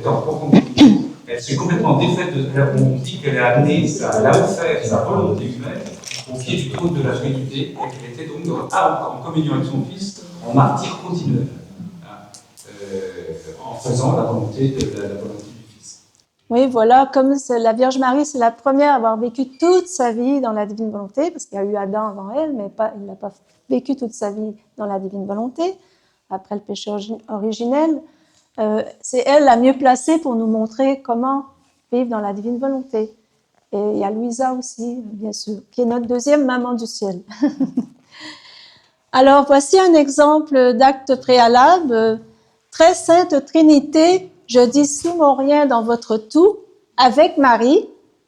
Je renonce à ma volonté afin de recevoir la vôtre qui est divine, parfaite, complète, bienheureuse, infinie et éternelle. Que son soleil se lève sur moi et anime mon agir, que durant ce jour, je sois fidèle et attentive à réaliser cet engagement. L'attention, effectivement, c'est très important dans la divine volonté parce qu'on veut tout faire avec le Seigneur. Donc, c'est tenter de vraiment avoir conscience que le Seigneur est là. Ça nous transforme beaucoup plus vite si on garde comme un œil sur Jésus, comme c'est ce qu'il nous demande d'ailleurs, un œil sur Jésus et un autre œil sur ce que l'on fait. Et pour aussi faciliter les débuts, moi, c'est ce livre-là qui m'a beaucoup aidé, L'envol d'une personne. Parce qu'il me remet les pendules à l'heure. Oui, bon, très bien. L'envol de Marcel Laflamme, qui nous a quittés. Qui nous a quittés depuis peu, justement. Donc, on lui rend un hommage aujourd'hui en plus. Marcel Laflamme, moi, c'est vraiment quelque chose un livre qui m'a aidé beaucoup. Et il a plusieurs prières, des prières pour l'acte préalable, mais pas que, aussi quelques rondes et réparations. Et moi, je les ai appris toutes par cœur, ces prières. Et je l'ai fait, je me suis dit, bon, je n'aurais pas besoin, je pourrais faire qu'un acte préalable et c'est tout. Mais je ne sais pas pourquoi, je les ai toutes gardées et je les fais à tous les jours, finalement. Il y a 2 tomes, hein. Il y a 2 tomes. Oui, ben moi je suis allée, j'ai pris que celui-là, parce que quand même... Et complémentaire. Il y a tellement à lire de toute façon. On ne s'ennuie pas dans la divine volonté. Voilà. On va continuer. Bon, ben justement, notre Mère du ciel, elle est très précieuse. Voici ce qu'elle nous dit. « Ma fille, il semble que tout l'intérêt de notre Reine Mère, non, c'est Jésus qui nous parle, était pour le royaume de la rédemption. Mais ce n'est pas vrai. C'est ainsi en apparence. Mais intérieurement, tout était pour le royaume de ma divine volonté. Car elle qui en connaissait toute la valeur et la gloire aux yeux de son Créateur, ainsi que la totalité de ses biens pour les créatures, ne pouvait demander rien de moins que le royaume de l'Éternel Fiat. Mais en obtenant la rédemption, elle posait les fondations du royaume de ma volonté. Donc là, c'est important, la rédemption reste là, on ne l'élimine pas. C'est les fondations, en fait, de la divine volonté. Il fallait que Jésus répare, qu'il réconcilie l'homme, la volonté humaine avec la volonté de Dieu avant de pouvoir arriver au royaume de la divine volonté. On peut dire qu'elle en a préparé les matériaux. Il est nécessaire que soient réalisées les petites choses pour en obtenir de plus grandes. Il fallait donc qu'elle forme d'abord le champ de la rédemption avant de construire l'édifice du royaume divin Fiat, du divin Fiat. Volume 23, 16 octobre 1927. Donc, la transformation, bon, là, on en a déjà donné quelques exemples. Là, je vous donne un peu un principe. Il suffit de donner notre oui à Jésus et à sa divine volonté et il s'occupera de nous transformer. Ça, c'est vraiment important aussi de savoir que c'est lui qui fait tout. On ne glorifie pas. Voilà, il faut alors accepter toutes les épreuves, par contre. La pluie, d'attendre 1 heure le bus, on le fait en souriant, on dit même merci. On dit même merci. Merci Seigneur parce que tu m'as fait grandir. Lorsque nous vivons ces inconforts, cela nous indique que nous avons encore quelque chose ou une mauvaise tendance à transformer et il faut alors demander à Jésus de s'en occuper. Il ne faut rien faire par nous-mêmes.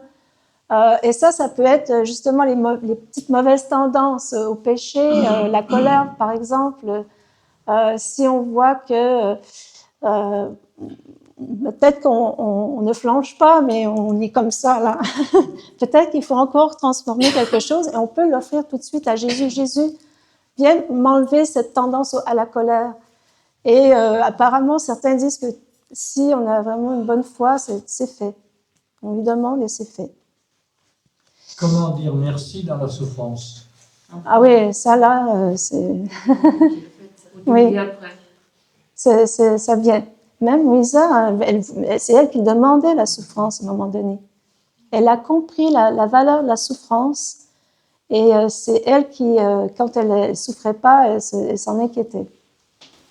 Louisa avait tout compris, soit dans le volume 2, et disait, donc quand moi j'ai une souffrance, je dis merci Seigneur, encore une gloire de plus pour moi au ciel. Amen.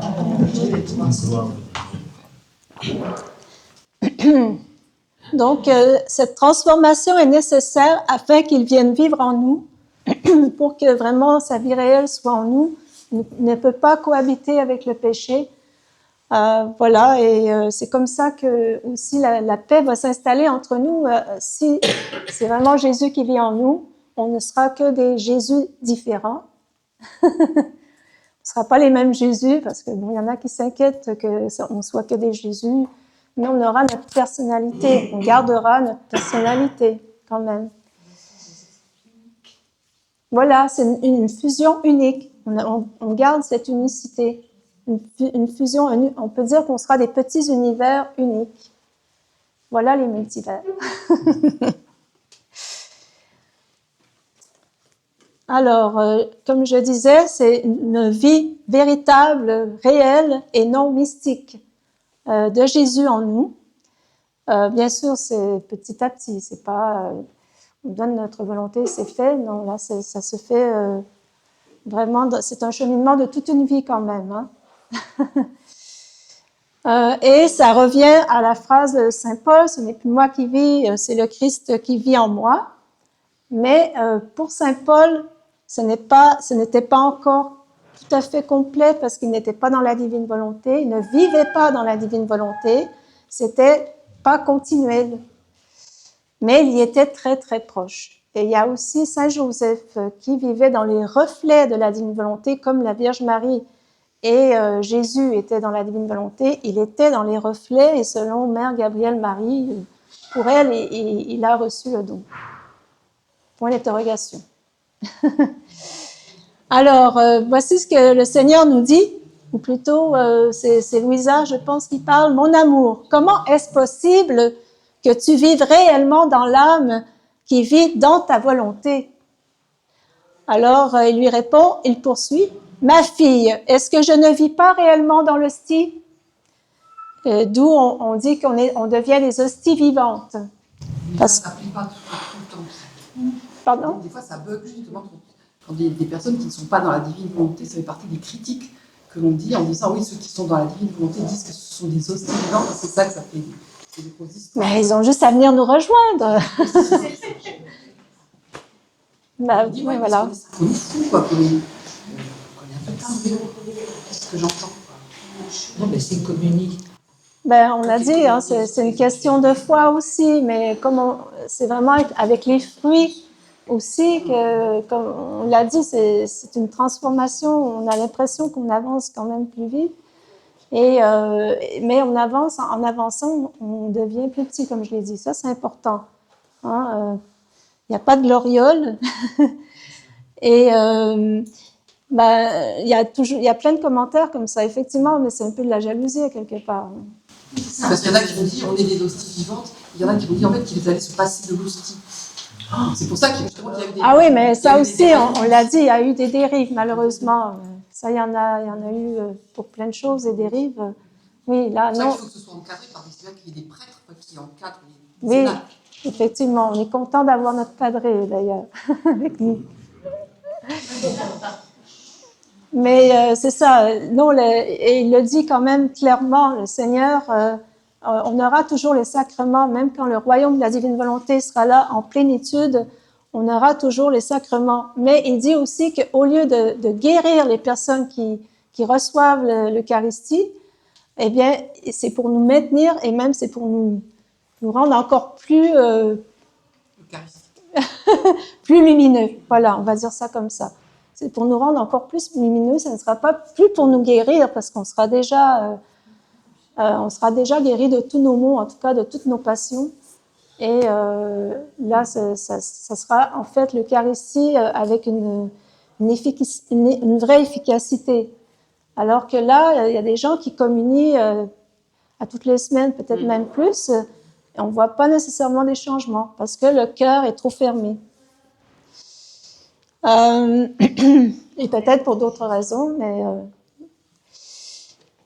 voilà, je continue. Donc, comment est-ce possible que ma fille, est-ce que je ne vis pas réellement dans l'hostie sacramentelle avec mon corps, mon sang, mon âme et ma divinité?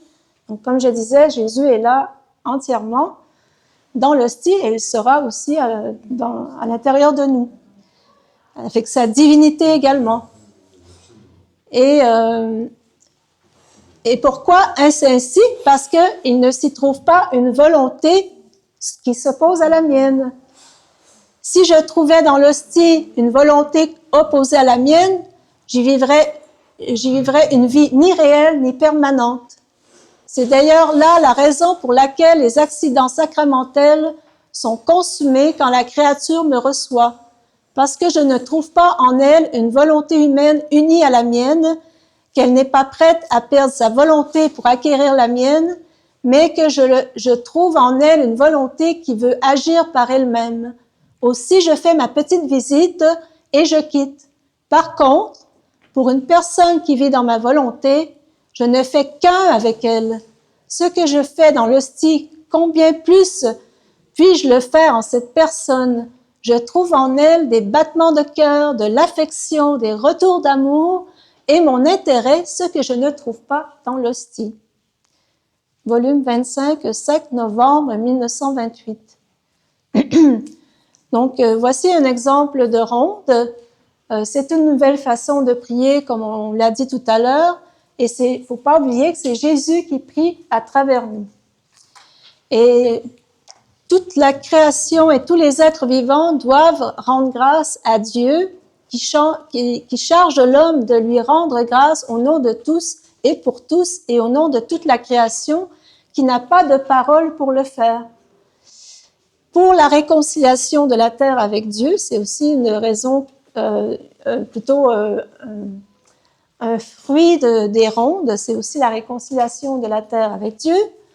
et pour la venue du royaume de sa divine volonté. En fait, plus on fait d'actes dans la divine volonté, ceux qui commencent et ceux qui sont déjà dans la divine volonté, et plus on fait descendre le royaume de plus en plus sur la terre. Et c'est la même chose avec les rondes. Nous ne prions plus on ne prie plus pour nous-mêmes, en fait, dans la divine volonté. On ne fait plus de prières de demande, mais je dirais qu'on prie quand même pour que on soit plus disposé à vivre dans la divine volonté. On peut quand même prier pour être davantage unis au Seigneur, pour aimer davantage le Seigneur. Ça, on peut prier pour ça, mais on ne prie pas pour avoir une Lamborghini ou pour avoir un bon boulot. Ces choses-là, c'est fini. Ces prières doivent se faire avec une intention pure et droite, sans jamais rien rechercher pour soi-même. Elles doivent se faire dans une profonde humilité et un grand amour pour Dieu et toutes les créatures. Et bien sûr, l'amour de Dieu grandit aussi plus on avance, et l'amour pour les autres aussi devient de plus en plus pur. Et comme on rigole beaucoup avec ça, mais Ramon dit qu'il aime la caissière comme il aime tous les autres personnes qu'il rencontre. On aime autant. Ma fille comme j'aime la caissière du supermarché. Voilà, c'est ça. Ce qui peut choquer, hein, mais ça aussi c'est une transformation, enfin rapidement, c'est que en dehors de l'affection, des émotions que je peux avoir avec ma fille, que je vais rencontrer évidemment, mais je mets à part les émotions et l'affection, d'accord, donc tu veux. Par contre, j'aime la secrétaire, j'aime le boucher, le poissonnier et la caissière, comme j'aime ma fille, parce que c'est plus moi qui aime, c'est Jésus qui aime. Voilà. Si Jésus vient rencontrer ma fille et la caissière du supermarché en même temps, il aura le même amour, enfin, qui va personnaliser pour chacune d'elles, évidemment, parce que nous sommes tous différents, c'est le même amour pour l'une et pour l'autre. Et ça, et entre parenthèses, c'est une libération qui vous libère de l'affectif, de la possession que vous devez avoir aussi vis-à-vis des êtres. On rentre aussi dans une relation qui est beaucoup plus chaste, beaucoup plus respectueuse de ce qu'est la fille et de ce qu'est la caissière du supermarché.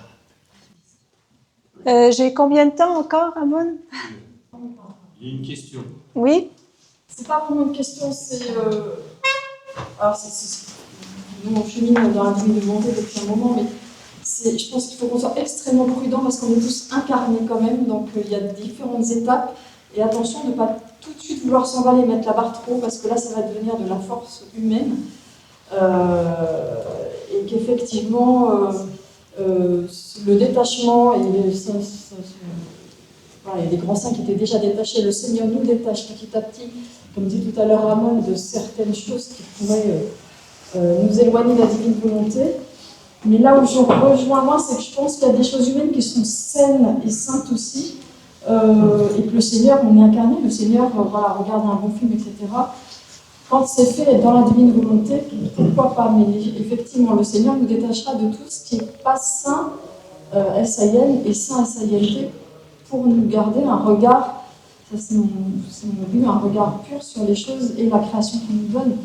Voilà, il nous a mis dans ce monde, il y a des belles choses, et ça, je crois que c'est important de rester vigilant par rapport à ça, parce que moi, c'est ce que je ressens, voilà, pour qu'on soit comme très réaliste par rapport à notre condition de petits hommes et femmes un peu paumés et faibles. Et puis la deuxième chose, excusez-moi, tu disais très justement qu'effectivement le péché qui revient régulièrement nous éloigne. Et je ne sais pas s'il n'y a que la confession, parce qu'au quotidien on ne peut pas se confesser toutes les 5 minutes et on s'aperçoit de nos péchés très souvent dans la journée. Je pense que l'Esprit Saint est là pour nous aider à nous remettre dans la divine volonté. L'Esprit Saint, ramène-moi dans le cœur de Jésus, ramène-moi fille du Père, ramène-moi dans cette descendance du Père. Et l'Esprit Saint peut nous aider à nous y ramener, peut-être nous y ramener régulièrement. Ou même la Vierge Marie, il y en a qui vont s'adresser plus à la Vierge Marie. Voilà. Voilà, c'est ça, c'est pareil. On va dire que c'est pareil. Et avec la Vierge Marie, voilà. on peut dire un acte de contrition. L'acte de contrition, oui. L'Église nous dit, nous relève, s'il est parfait, avec une contrition parfaite, voilà. Nos péchés sont remis. Après, oui. Il faut aller se les confesser si c'est des péchés graves, mais n'est-ce pas? C'est Il y a eu une méthode très Et simple pour je- savoir si on doit effectivement se détacher de telle ou telle chose, méthode donnée par Jésus dans le volume 11, faire tout avec Jésus. Par exemple, je dis à Jésus, je vais voir un film policier, il y a beaucoup de sang qui va couler, c'est pas évident qu'il pense qu'on rencontre que Jésus ne regarderait pas ça. Mais d'ailleurs, c'est de demander à Jésus, Jésus, est-ce que tu veux qu'on fasse Voilà, c'est ça? ça. Ou même, qu'est-ce que tu veux qu'on fasse, Jésus? À presque assez souvent dans la journée. Oui? Je continue dans l'incarnation, dans notre relation avec Jésus. Moi, il y a quelque chose qui m'a beaucoup touchée, c'est quand j'ai compris, on a un système sympathique, un système parasympathique. Votre cœur, il bat, vous vous en occupez pas. Eh bien, chaque mouvement de votre cœur, c'est Jésus qui nous dit, je vous aime, je vous aime. Continuez, parlez, mangez, dormez, souriez, dites des bêtises, mais moi je suis là, je vous aime. Notre cerveau aussi, hein, on a des électroencéphalogrammes qui nous le prouvent. Notre cerveau en permanence est en train d'émettre des pensées extrêmement intelligentes. Écoutez comme je suis intelligent. Ben, c'est lui qui nous dit je vous aime, je vous aime. Notre système digestif qui marche tout seul. Merci Seigneur parce qu'il marche. Merci Seigneur parce qu'il marche pas. Je vous remercie. C'est lui encore. Donc il nous aime. Il nous aimerait pas une seconde. On n'existerait plus. C'est pas compliqué ça. D'accord? Donc quand on va mourir, on n'est pas mort. On va simplement continuer à vivre différemment. Celui-là va se calmer, notre système sympathique et parasympathique, mais le reste aussi vivant. C'est pour ça que c'est extraordinaire. Et moi, le cadeau que j'ai reçu dans la Divine Volonté, c'est que je n'ai absolument plus peur de la mort. Parce qu'il se sera la même chose. Il sera toujours là. Simplement, il sera là différemment, mais complètement là. Voilà. Mais en fait, d'ailleurs, bravo. Il n'y a plus de purgatoire. Si on va vraiment très loin dans la divine volonté, le Seigneur nous dit on n'a pas besoin d'aller au purgatoire par la suite, on se sera purifié ici. Pour continuer avec ce que dit Colette, si dans la divine volonté, Jésus, qu'est-ce que tu veux qu'on fasse, je ne comprends pas pourquoi Ramon tu utilises le terme de martyr pour Marie. Parce que tu as dit que Marie était martyr parce qu'elle avait abandonné toute sa vie, sa volonté. Pourquoi est-ce que dans la divine volonté, c'est aussi merveilleux d'abandonner sa volonté et que pour Marie, ça aurait été un martyr? Pourquoi est-ce que par exemple, Non, c'est un martyr pour... Oui. C'est un martyr pour tous. C'est un martyr pour tous. Mais... Dans le message de Louisa, visiblement, c'est le bien suprême, c'est ce qu'on doit désirer le plus que d'abandonner sa volonté à Dieu. Oui. Parce que la compassion est telle. Merci pour la Je cherche à bien ficher la question, mais le martyr de la Vierge Marie, qui est le sublime des martyrs, c'est qui est une image de notre martyr si nous vivons dans la divine volonté.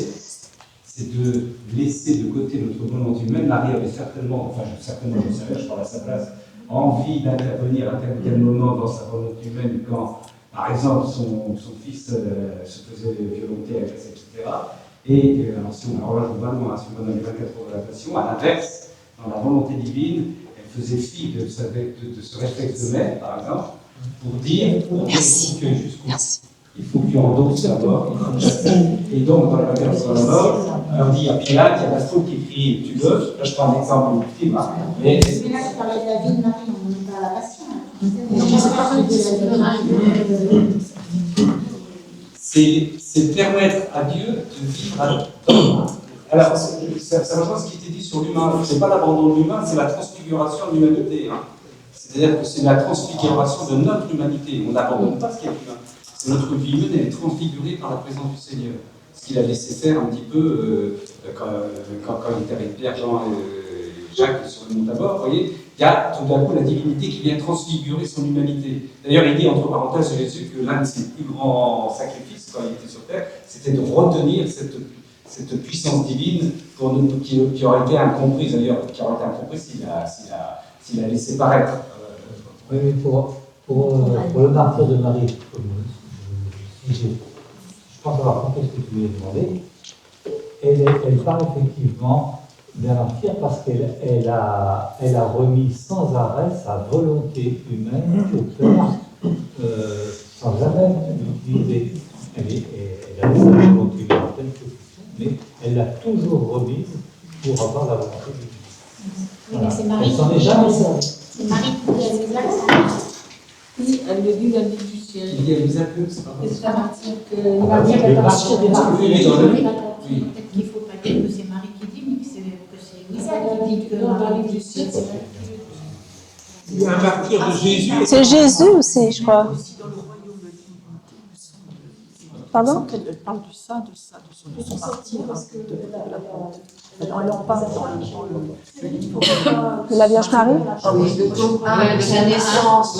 Le tome 1 de sa naissance. Le jour 1 de sa naissance, c'est le jour 1. La journée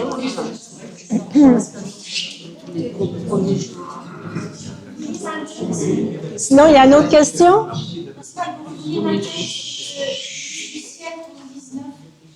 L'Église connaît très peu les peines de la céleste souveraine, seulement celles apparentes. C'est pourquoi on en a dénombré 7 épées.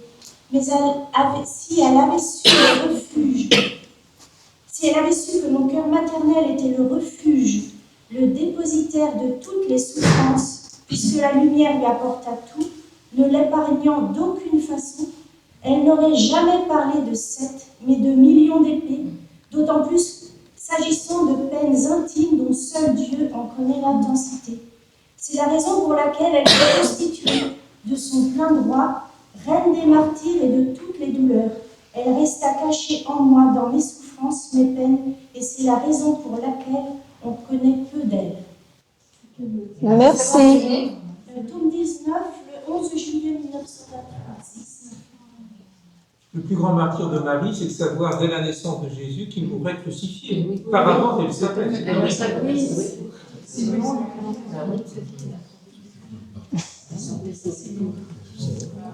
Bon, est-ce qu'on continue? C'est bon? Alors, les rondes. Voici ce que Jésus nous dit sur les rondes dans le livre du ciel. Il nous dit un peu qu'est-ce que c'est. Il dit « Ma fille, une personne qui vit véritablement dans ma volonté a dans le tréfonds de son âme toutes les créatures et toutes les choses. En effet, par sa vie dans ma volonté, elle possède tout ce que ma volonté a fait et fera, et elle aime comme j'aime. Par conséquent, je trouve en elle les cieux étoilés, le soleil éblouissant, les vastes mers, les prairies fleuries, etc. Et il est juste que, circulant au sein de toutes ces choses, elle dépose sur chacune un baiser et y estampille un « je t'aime » à l'adresse de celui qui les a créées avec tant d'amour et en si grande surabondance. Et comme la véritable vie dans ma volonté embrasse à tout, il y a en cette personne le saint Adam, dans l'état où il est sorti de mes mains créatrices, et l'Adam coupable, humilié et en larmes, parce qu'il a perdu la divine volonté. Ainsi, la personne qui vit dans ma volonté est liée à Adam dans son état de sainteté et se joignant à ses actes innocents avant le péché originel ou original. Et ces actes innocents et saints, elle peut me rendre gloire et faire sourire de nouveau toute la création. D'autre part, partageant ses pleurs, elle peut s'affliger avec lui de ce fiat rejeté qui a entraîné tant de ruines. En la personne qui vit dans ma volonté se trouvent aussi les prophètes, les patriarches et les saints pères avec tous leurs actes, eux qui ont tant soupiré après la venue du Rédempteur. Donc, en fait, là, on peut, voilà, c'est un peu les rondes de la rédemption. On peut aller chercher les actes de Jésus, les actes de Marie, parce que tout est éternel. Jésus, en fait, a refait tous les actes de toutes les créatures, de toutes les âmes. Et on appelle ça les actes suspendus. Il les a tout refaits pour les diviniser, pour que tous ces actes glorifient le Père.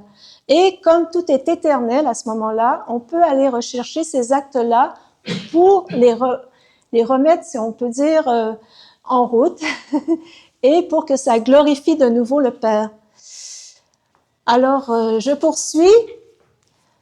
Donc, dans ma volonté, cette personne peut s'associer à leur soupir, donc à tout ce que les prophètes ont fait, tout ce que Jésus, Marie, Louisa ont fait. Il se trouve aussi en elle mon inséparable mère et ma propre personne avec tous leurs actes desquels ont découlé tant de prodiges. En somme, je veux qu'elle participe à toutes mes choses, passées, présentes et futures. Volume 18, 6 décembre 1925. Donc, encore exemple de ronde. Ça, on peut passer un peu parce que là, on en a déjà assez parlé quand même.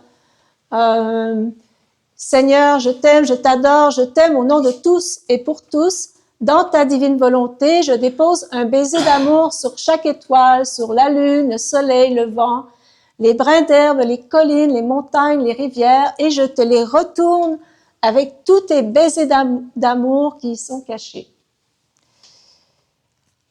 La Sainte Parole à la lumière de la divine volonté, la Sainte Parole reste très importante et même, ça n'engage que moi, mais c'est aussi beaucoup les témoignages des autres disent qu'on comprend mieux la Sainte Parole depuis qu'on lit la divine volonté. Depuis qu'on lit le livre du ciel, on comprend mieux la Sainte Parole. Et vice-versa, peut-être aussi. Et on comprend certains versets, je donne des exemples ici. « Soyez parfaits comme le Père Céleste est parfait ». Avant la divine volonté, c'était comment peut-on être parfait? Mais là, en fait, étant donné que c'est Jésus qui vient nous habiter, Jésus étant parfait, là, ça devient possible. Soyez toujours joyeux, priez sans cesse, même chose, en donnant notre volonté, il vient vivre avec nous, il fait tout avec nous, même si quand on ne pense pas toujours de l'inviter, il le fait quand même parce que ça doit être continuel tant qu'on ne sort pas de la divine volonté, et donc c'est comme prier sans cesse. Rendez grâce en toutes choses, car c'est à votre égard la volonté de Dieu en Jésus-Christ. Voilà, on rend grâce avec les rondes et tout ça. Aussitôt qu'on est émerveillé par quelque chose, on rend grâce, on fait une ronde. Aimez-vous les uns les autres comme je vous ai aimé.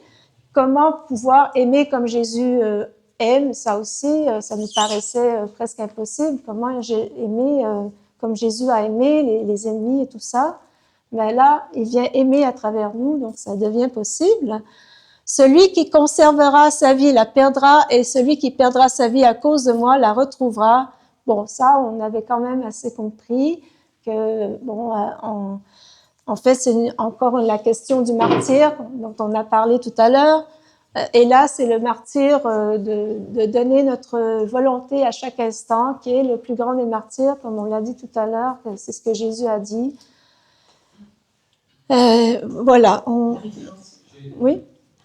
La référence, donc c'est, ça c'est la référence du verset, c'est Matthieu 10, 39. Pardon?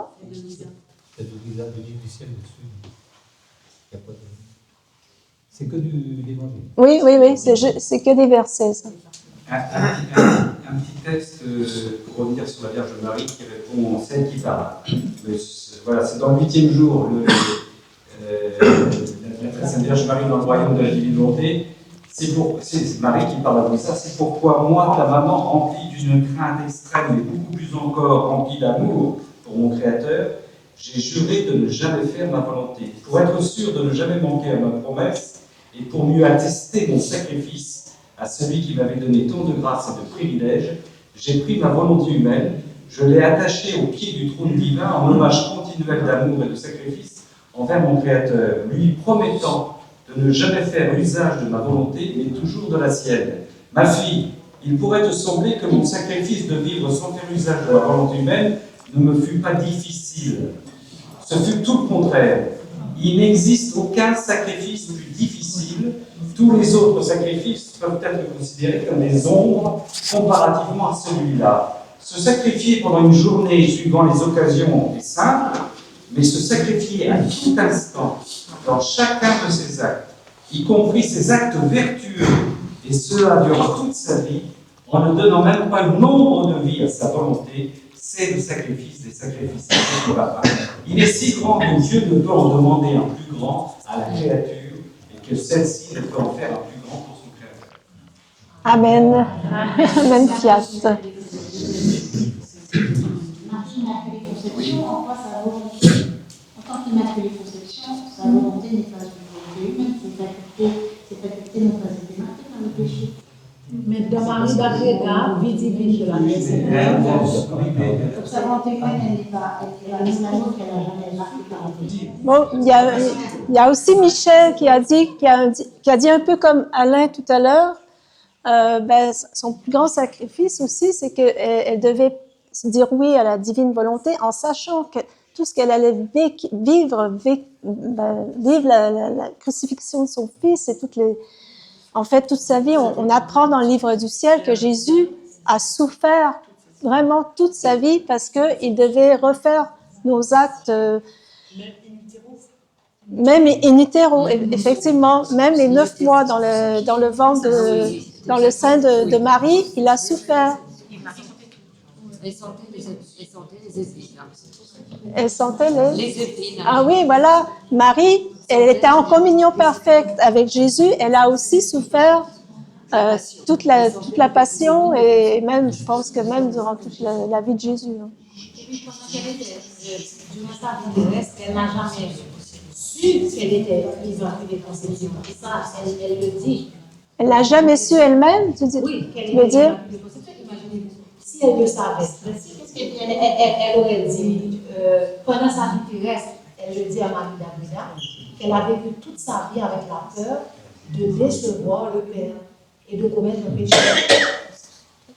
C'est une gloire qu'elle a reçue après. Philippe?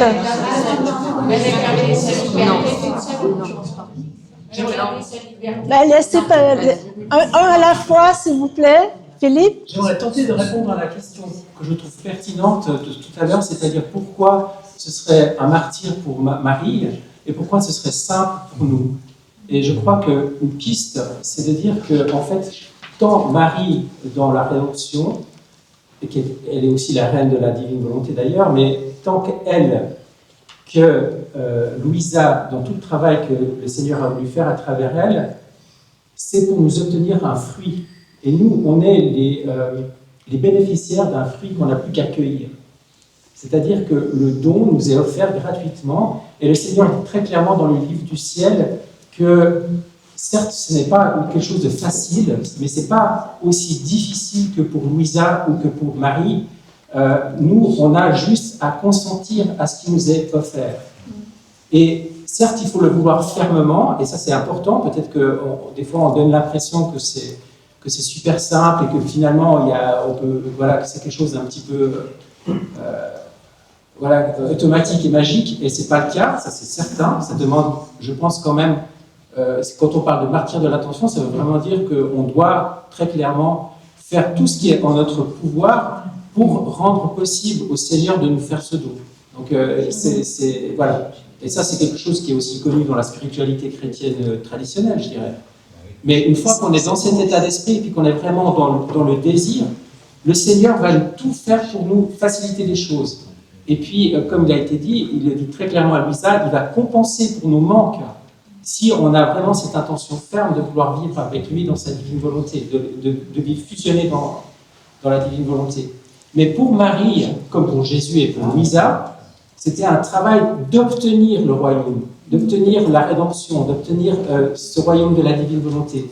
Et Louisa, elle a énormément souffert, Marie a énormément souffert, Jésus a énormément souffert. Eux, ils ont bâti le royaume et nous, on est invités à entrer dedans. Voilà pourquoi c'est plus facile pour nous.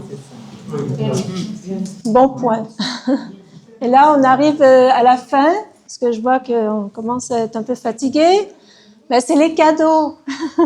Là, depuis le début du pèlerinage, on n'a pas encore les cadeaux, là, mais bon, quelques-uns quand même. On est toujours dans la joie. Ça, c'est aussi un point qu'on a remarqué. Quand on vit dans la divine volonté, la joie est présente, et même dans la souffrance. C'est ça, Jésus nous le dit. Même quand on souffre, à l'intérieur, il y a quand même la joie. On souffre à l'extérieur, on souffre en surface, en périphérie, mais à l'intérieur, la joie reste présente. Et bon, il ne fait pas vivre des souffrances continuellement non plus. Donc, il y a vraiment une très grande joie dans la divine volonté. Et d'ailleurs, Mère Gabrielle Marie, c'est ce qu'elle a remarqué. Elle va de retraite en retraite et elle trouve qu'il y a une différence entre les retraites divine volonté et les autres retraites. Elle voit que les gens sont vraiment joyeux. Ça, c'est vraiment un cadeau, un énorme cadeau. Et même, ça devient presque... On n'est pas habitué d'être joyeux tout le temps comme ça. Et il y a aussi des guérisons de blessures psychologiques, bien sûr, parce qu'en fait, on doit se détacher de tout. Et quand on se détache de tout, le Seigneur vraiment insiste sur le détachement. Souvent, les blessures psychologiques, c'est que justement, on n'arrive pas à se détacher de certaines choses qui se sont passées ou de nos attitudes aussi.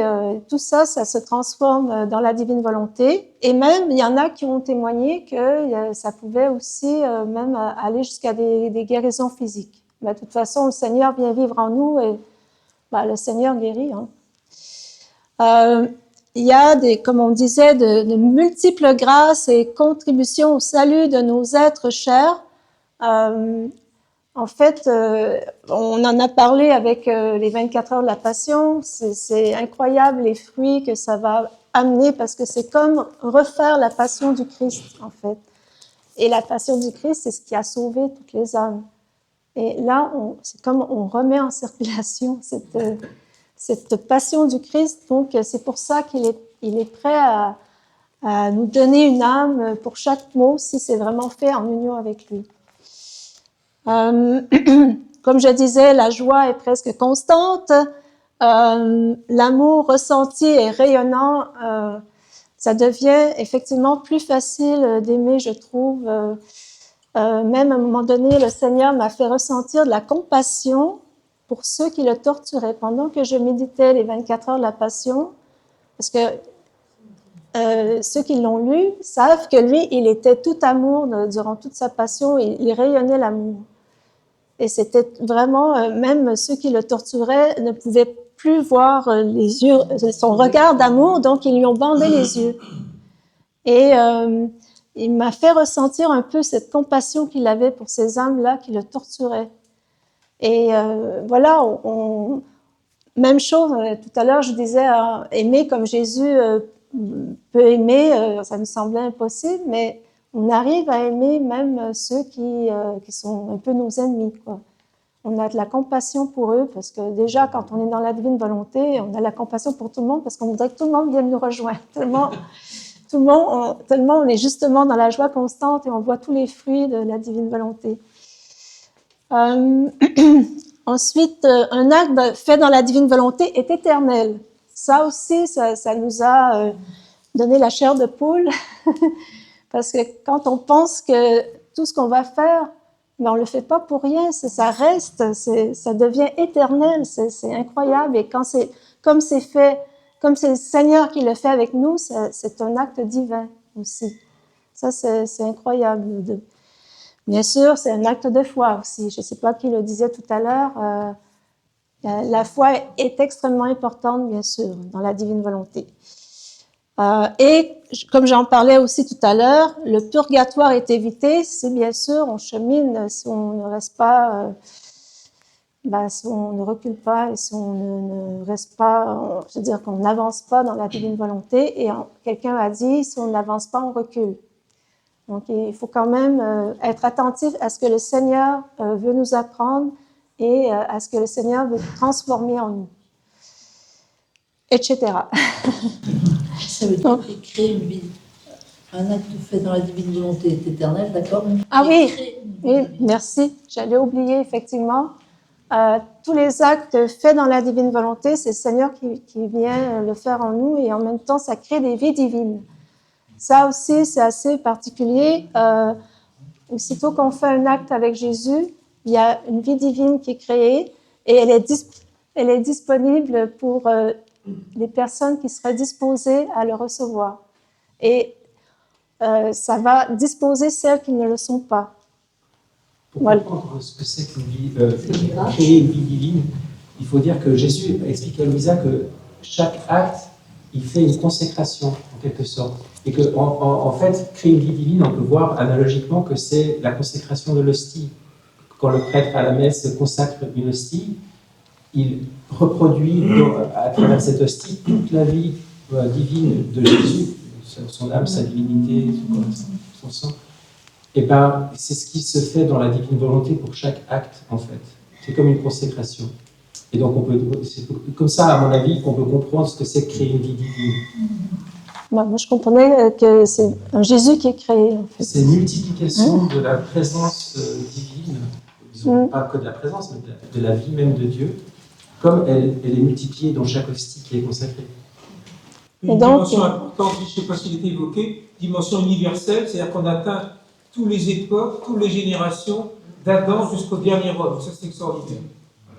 En fait, Jésus dit, les martyrs, les saints, sont dus au fait que des hommes ont vécu, vivront dans la divine volonté. Oui. Ça, c'est... Ouais. Quand on...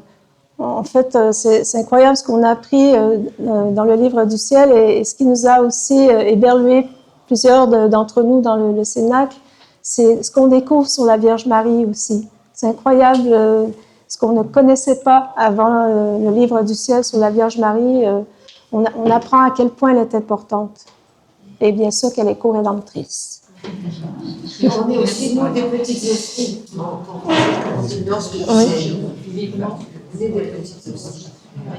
Bon, je pense que voilà, ça termine cette présentation.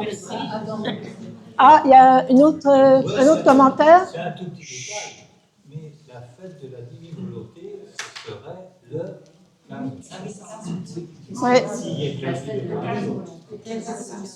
c'est l'Assomption de la Vierge Marie.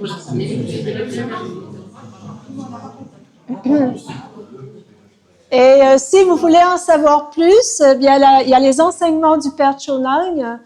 Le Père Chonang, c'est celui qui, en fait, qui fait beaucoup de retraites, qui est situé à Strasbourg, qui est quand même une référence en France sur la divine volonté. Il y a le frère Yanouti, le Père Abel, il y avait aussi le Père Duten. Le Père Duten, c'est lui qui a fait beaucoup connaître la divine volonté à plusieurs d'entre nous.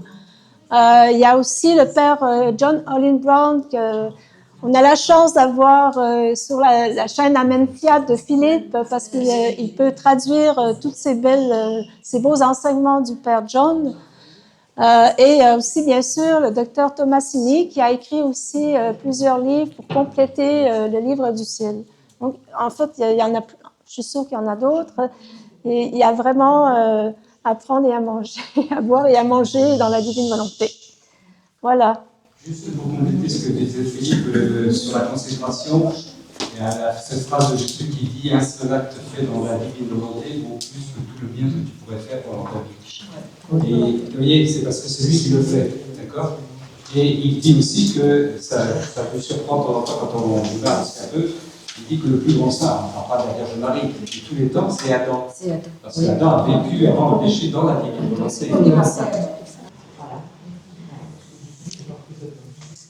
Voilà ce que...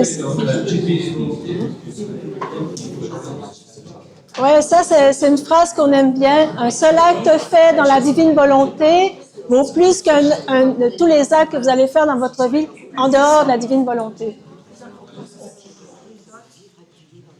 Est-ce qu'il y a d'autres questions? C'est bon? Merci de toutes vos questions et commentaires.